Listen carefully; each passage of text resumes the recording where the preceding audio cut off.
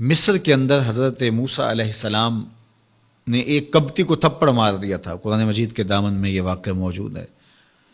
تو آپ کی جلالت اور آپ کے زور کی تاب نہ لاتے ہوئے وہ وہیں ڈھیر ہو گیا اور اس کی موت واقع ہو گئی۔ تو مصر کے حالات کشیدہ ہو گئے اور حضرت موسیٰ علیہ السلام کو مصر چھوڑنا پڑا۔ تو وہ شہر مدین کی جانب جا رہے تھے کہ راستے کے اندر ایک کنواں تھا، وہاں کچھ لوگ اپنے جانوروں کو پانی پلا رہے تھے۔ تو حضرت موسیٰ نے دیکھا کہ دو پردہ دار خواتین ہیں، وہ اپنے جانوروں کو ایک سمت لیے کھڑی ہیں۔ سمجھ گئے کہ مردوں کے ہجوم میں آنا نہیں چاہ رہی، ان کا حیا مانے ہے۔ تو آگے بڑھے اور ان کے جانور ہانکے اور ان کو سیراب کیا اور پھر ان کی جانب ہانک دیے۔ وہ واپس گئیں اور اپنے والد بزرگوار سے کہا کہ ایک سال نوجوان جس کی آنکھوں میں شرم و حیا تھا، اس نے ہمارے ساتھ یہ مہربانی کی۔ تو ان کے والد گرامی نے کہا کہ جاؤ اس کو بلا کے لاؤ۔ قرآن مجید میں اس کا ذکر کیا گیا۔ فجاءتہ احداہما تمشی علی استحیاء، ان میں سے ایک خاتون حیا میں سمٹی ہوئی حاضر ہوئی۔ اس نے کہا کہ ہمارے والد گرامی آپ کو بلاتے ہیں، آپ نے ہمارے ساتھ جو مہربانی کی ہے اس کا وہ اجر دینا چاہتے ہیں۔ تو حضرت موسیٰ علیہ السلام ان کے ساتھ چلے گئے، اور جب گئے تو یہ گھر تھا حضرت شعیب علیہ السلام کا، اور یہ صاحبزادیاں حضرت شعیب علیہ السلام کی تھیں۔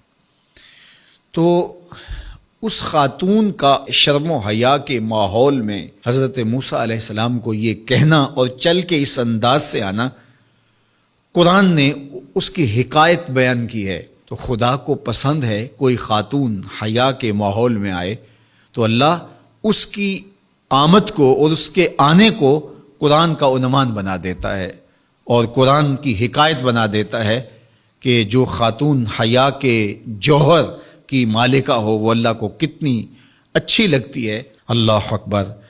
حضرت نبی اکرم صلی اللہ علیہ وآلہ وسلم کا فرمان حیا کے حوالے سے، الحیاء من الایمان، حیا ایمان سے ہے۔ تو جتنے بھی ایماندار لوگ ہیں وہ پھر حیا کے جوہر سے مزین ہوں گے، مالا مال ہوں گے۔ آپ دیکھ لیجئے، سب سے بڑے ایماندار تو میرے اور آپ کے آقا مولا ہیں، اور حضور کمواری لڑکی سے زیادہ حیادار تھے۔ باقی حضور کے اصحاب دیکھ لیجئے، ان کا حیا، اور حضور کی ازواج مطہرات کا حیا دیکھیے۔ ام المومنین حضرت عائشہ رضی اللہ تعالی عنہا فرماتی ہیں کہ حضور کا جب وصال ہوا اور حضور میرے حجرے میں دفن ہوئے، تو میں جب حضور کی قبر انور پہ جاتی تو معمولی چادر اوڑھ کے چلی جاتی، اس خیال سے کہ میرے شوہر ہیں۔ پھر حضرت ابوبکر صدیق رضی اللہ تعالیٰ عنہ کا وصال ہوا تو وہ بھی ساتھ دفن ہو گئے، تو میں پھر بھی اسی حالت میں جاتی، اور میں سوچتی کہ ایک میرا شوہر ہے اور دوسرا میرا والد ہے۔ کہا پھر حضرت عمر رضی اللہ تعالیٰ عنہ کا انتقال ہوا اور وہ بھی ساتھ مدفون ہوئے۔ تو حضرت ام المومنین فرماتی ہیں کہ اب جب میں جاتی تو میرا جانے کا انداز مختلف تھا۔ فواللہ ما دخلت الا وانا مشدودۃ علی ثیابی حیاء من عمر۔ کہا اب جب بھی میں جاتی تو خوب اوڑھنی اوڑھ کے اور چادر لے کے جاتی، مجھے عمر سے حیا آتی۔ یہ ام المومنین کا انداز زندگی ہے۔ مخدرات اسلام کو اس سے سیکھنا چاہیے۔ جو قبر میں دفن ہیں ان سے بھی یہ حیا کریں، جو مومنوں کی ماں بھی لگتی ہیں۔ اور آج یہ دلائل دیے جائیں کہ پردہ تو جناب دل کا ہوتا ہے، چہرے کا پردہ تو نہیں ہے۔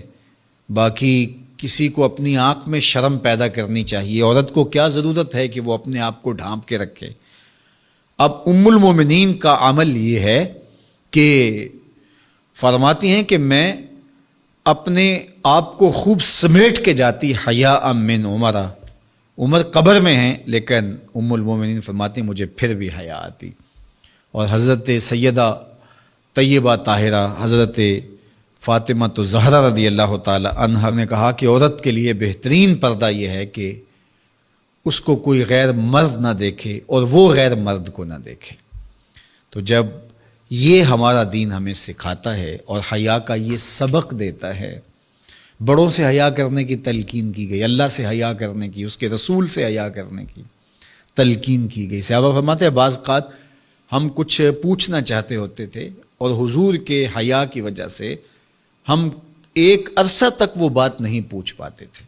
آج دادا کے سامنے بچے جس طرح بات کرتے ہیں اور جس طرح بچوں سے حیا کا جوہر ختم ہو گیا ہے اور اس کو وہ تہذیب نو کا کرشمہ سمجھتے ہیں اور جدید دور کی کرامت سمجھتے ہیں، یہ دور جدید کی کرامت نہیں ہے، یہ جاہلیت ہے۔ بڑوں کا احترام اور بڑوں کی عزت یہ زندگی کا جمال ہے۔